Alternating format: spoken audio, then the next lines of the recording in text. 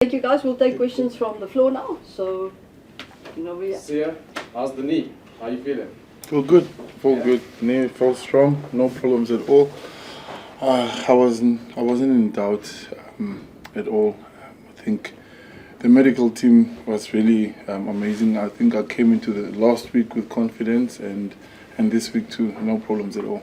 Feeling good? Yes, sir. Thank you. Jaques, please could you give some thoughts on Moody's performance at number 13? Yeah, I thought he was it was his first, not his first game, a test match. I mean, he's a 13. He played 13 for his franchise at not junior level, but at a 19 under 20 for our local competition in the Currie Cup. And I think I mentioned beforehand, I think Rico only went the same route. He also started at wing and then obviously settled down at 13. So I think Kanan, so it's not a new position, and we in trainings he runs there a lot for us. So, but I thought with the quality of player that he had to play against, I thought he had a really solid performance. And like I said, with the injury to Lucanio, we always had Lucanio and we had Jesse as our two 13s with options of maybe moving Damien Dalende out to 13, so he was our third choice. But with the injury with Lucanio, we needed a 13 backup there, and he was always a guy that we earmarked for it. We wanted to try him on the end of year tour last year, 2022, but unfortunately he picked up a hamstring injury, so he missed out the first 3 games. And then, so we couldn't test him there. But tonight was a great opportunity. It looks like he sees things that other players don't. I can't comment on that, but obviously he looked comfortable in the position. Yeah. Can I just ask about the 7-1 bench split that you might have been asked about it? Yep. Obviously, you were slightly pushed into it Yep. this evening due to injury, but is Yep. it something, given how destructive your pack was tonight, is it something that we might see voluntarily in France? Yeah, I think like you said, tonight it was Willie picked up a little bit of a niggle, and we felt we didn't want to risk him for this game, and so there's always a couple of guys that's on standby. The rest of the guys had a big flogging during the week, the non-playing squad, because obviously we wanted to end on a Friday where everybody had as much exposure from a conditioning point of view, so that we all go into the next 2 weeks almost on par. And hence that's why we felt, yes, we don't want to risk that. And going forward, will we go? I think the least risk in terms of a bench covering multiple options is probably a 5-3. I think it's fair to say that the majority will know that's the least risk, and you cover the most positions in that. 6-2 is more risk. Like we've seen before, and then obviously a 7-1 is a big risk.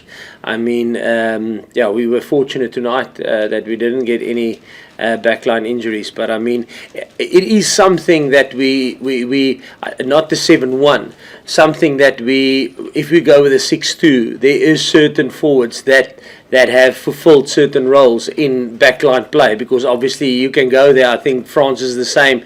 When we played against them down in Marseille, Waki played wing, am I right? No, Makalu. Where he went to wing. Who's a forward. So I think we've trained that scenarios with all the cards and the yellow cards that goes around. So it is something that we have dabbed into, but I mean not the 7-1. The make players being able to fulfill multiple positions. Jaques, it's been quite topsy-turvy in terms of the results in the Rugby Championship leading up to this. And pretty much the question I asked Fozzie was, what do you learn from today? And how do you differentiate when you're playing against those top 2 or 3 sides in the world? There's so little to choose between them. And it's almost form on the night that really defines who wins and loses now. It's so close. Yeah, I think that is exactly that. I mean, how long was it? Probably 6-7 weeks ago, we played against New Zealand in New Zealand, and we were sitting where they are currently sitting now, you know. So and that's how quickly things can change. So yeah, for us it's good performance in terms of again certain things we wanted to get right, and then there's a lot of things that we didn't get right. I thought we had a lot of opportunities in the first 20 minutes. I think in the whole game, I think there was about 8 opportunities where we got held up twice. And I think going into the World Cup, I said it last week as well, going into World Cup, you only because there's so much pressure in the World Cup, you get 4 or 5 opportunities and you have to capitalize on them, or the majority of them. So that's something that we will definitely work on and try and fix in the next 2 weeks. Before we play Scotland.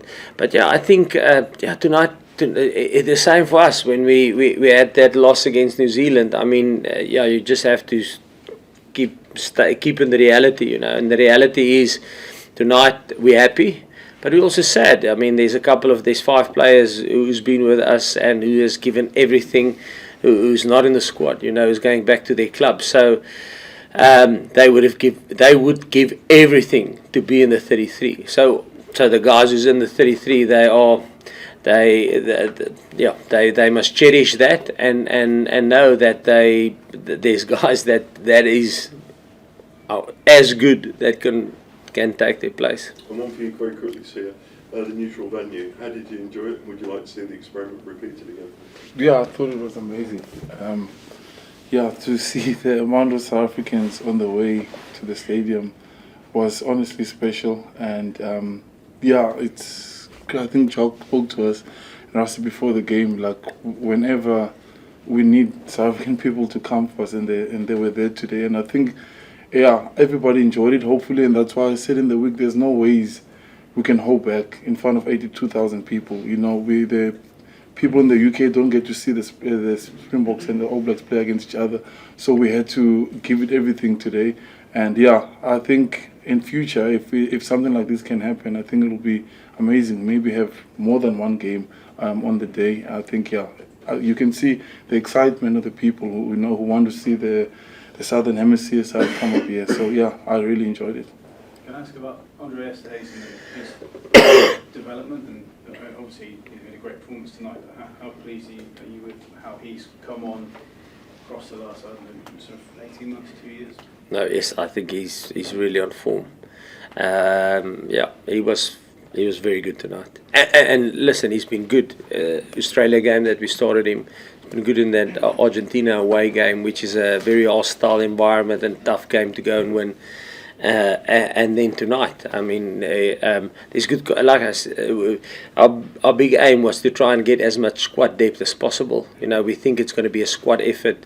If we defend the World Cup, it will take a squad of 33 that's in form, that have had good game minutes under their belt, and that push each other. So there's nice competition within the week, but controlled competition, and the guys help each other. So I think with him and Damien, Damien's performance last week was as high standard. So I think they're pushing each other really hard. What does it say about Andre's character to kind of bring himself, because it hasn't been plain sailing for him, has it? And he's obviously come to London and taken a different path from some others. His character and determination to make it with the Boks. No, yes, it's always been massive. I mean, I've coached Andre the first time, I think, in 2014 at junior Springbok level, when we played the Junior World Cup in New Zealand. He's a quality rugby player. He's a driven man. I know him well, he's a quality rugby player. Good character, yeah. Last question over here. Yes, so Chris from Forever Sports. So this is comments on actually Manie Libbok, how he's come on, and I'm obviously not giving away secrets here, but to me it seems like under Pollard and under Libbok we look different. There's a different kind of structure. I don't know if you actually train them different, but are we saying that Manie Libbok's kind of torn up the traditional South African way of rugby? Because for us, for what it looks like it's a very different pattern. So just comments. Well, I'm talking about Libbok because I thought he got very unfair criticism last week. I thought it was uncalled for, but he's kicking, and obviously he showed his kicking is good. So how do you feel about where Libbok is now going into the World Cup? Yeah, no, I think it's probably unfair on Andre, Yeah, if I can I'm say, not because talking about- I'm just saying he haven't had an opportunity, unfortunately. Unfortunately, haven't had an opportunity with us yet since we probably started. We always said in 2022 and 2020, we if you think about performance on the one side and development and developing squad depth and building on your game models and stuff like that, 2020 and 2022 was probably the 2 years that we were going to do it. Unfortunately, we lost 2020 with COVID, and then 2021 it was British and Irish Lions. It was all about performance, and now World Cup, we had to probably get 2020 almost back. So I think Andre was unfortunate. If you go and look at Andre's performance when we played in Mbombela against the All Blacks, I mean that was probably the biggest victory against the All Blacks back then in almost 90 odd years or something like that, and he was phenomenal in that game. But unfortunately, he got injured 2 weeks later, and he hasn't played for us since. So I think he's very much aligned with what we're trying to do and how we want to play, and I think if you look at his last couple of performances for Leicester, I thought he was outstanding in the way he played. So yeah. Yeah, I think my point is it's a nice place where we are. You know, like to have the two guys. Yeah, three. I think. I didn't mean to throw. I wasn't throwing. No. I get you. These two guys. Yeah. No, I think if you went back maybe 18 months, I mean, everybody asked, listen, what happens if Andre and Elton goes down? You know, and then Damian Willemse stepped up last year. Took over from Andre, and he played the majority of the games at fly-off last year for us, and I think out of them we only lost 2 against the number 1 and 2 teams in the world, which was France and Ireland, and then obviously this year Amani got a couple of opportunities at fly-off. Damien had a couple of opportunities as fly-off. So yeah, I think and Andre I think he'll probably be ready to go in the next couple of weeks, full on like 80 minutes. So yeah, I think we're in a fortunate position in terms of that. Yeah, Fantastic. agree. Thank you guys. Thank you very much. Unfortunately, we have to dash off. We've got Mixo now, hey? Okay. Thank you guys. Bye, down to Dankie.